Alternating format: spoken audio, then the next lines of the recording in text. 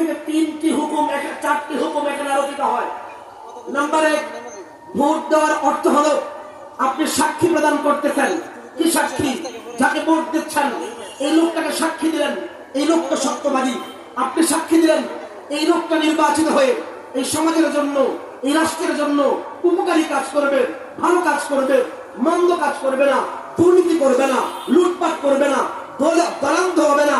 আপনি ভোট দেওয়ার অর্থ হলো আপনি সাক্ষী প্রদান করতেছেন। ভালো করে বুঝে রাখেন, যারা দলীয় বিবেচনায় ভোট দিচ্ছেন, চিহ্নিত কোন দুর্নীতিবাজকে, চিহ্নিত কোন গডফাদারকে, চিহ্নিত কোন গুন্ডাকে হাসরের ময়দানে এই ভোটের কারণে আল্লাহর আরশের সামনে আপনার বিচারের কাজ করে যাওয়াতে হবে। মুফতি সাহেব বলেন 2 নাম্বার হচ্ছে আপনি ভোট দিলেন মানে হলো আপনি উকিল নিযুক্ত করলেন যে রাষ্ট্রের দায়িত্ব পালনের জন্য এই ব্যক্তি আমার পক্ষ থেকে উকিল। কোন দুর্নীতিবাজ, ঘুষখোর, কোন দলান্ধ ব্যক্তিকে যদি আপনি ভোট দিয়ে উকিল বানান, এর শাস্তিটাও হাসরের ময়দানে আপনাকে ভোগ করতে হবে। নাম্বার 3, ভোট দেওয়ার অর্থ হলো একটা আমানত যেটি আপনার অংশে আছে, সেই আমানতকে যথার্থ জায়গায় প্রয়োগ না করে আপনি যদি কোন প্রকার মাস্তানকে, গুন্ডাকে, দুর্নীতিবাজকে, যারা মাত্র 5 বছরে মাত্র 1 মাসে 10,000 টাকা রিয়াল ভাতা পায় একজন চেয়ারম্যান, এর মানে 5 বছর ক্ষমতায় থাকলে এই চেয়ারম্যান সত্যিকার ভাতা পাইতো মাত্র 6 লাখ। কিন্তু এই চেয়ারম্যান নির্বাচনে পাশ করার জন্য যখন 30 লাখ টাকা খরচ করে, 1 কোটি টাকা খরচ করে, এর মানে জানা কোথায় এই চেয়ারম্যান নির্বাচিত হয়ে জনগণের গম চুরি করবে। এরপরেও আমরা দলীয় বিবেচনায় এই সমস্ত দুর্নীতিবাজ ব্যক্তিদেরকে আমরা ভোট দেই। হাসরের ময়দানে এর জন্য জবাব দিতে হবে। 4 নাম্বার, ভোট দেওয়ার মানে হলো সুপারিশ করা। ভোট দিলেন মানে তাকে সুপারিশ করলেন, এই লোকটা চেয়ারম্যান হওয়ার যোগ্য, এই লোকটা এমপি হওয়ার যোগ্য, এই লোকটা প্রধানমন্ত্রী হওয়ার যোগ্য।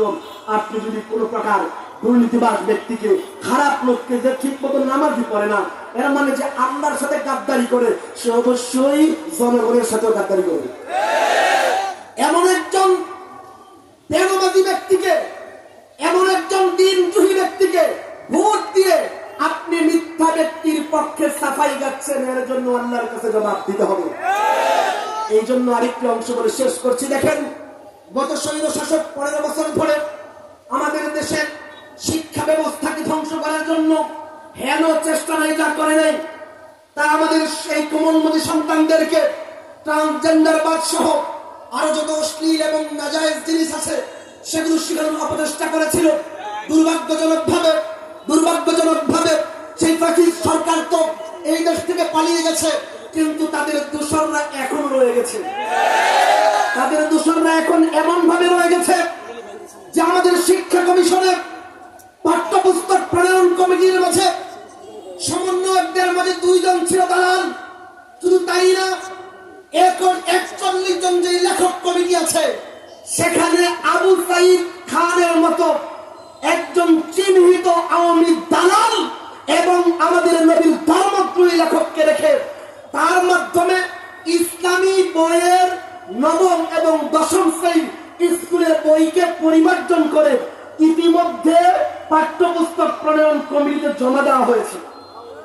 আমাদেরকে আইওয়াশ করার জন্য 10 জনের সমন্বয় কমিটিকে যদিও 2 দিন আগে বাতিল করা হয়েছে, কিন্তু 41 জনের সেই কমিটি, যেখানে আবু সাইদ খানের মতো একজন মুরতাদ আছে, আমাদের নবীর বিরুদ্ধে বিশুদ্ধার করে, সে প্রচলিত ইসলাম এবং প্রকৃত ইসলাম নামক বইয়ের মাঝে আমাদের নবীর শ্রেষ্ঠ নবীত্ব হওয়াকে অস্বীকারী এই ব্যক্তিকে এখনো রেখে দিয়েছে।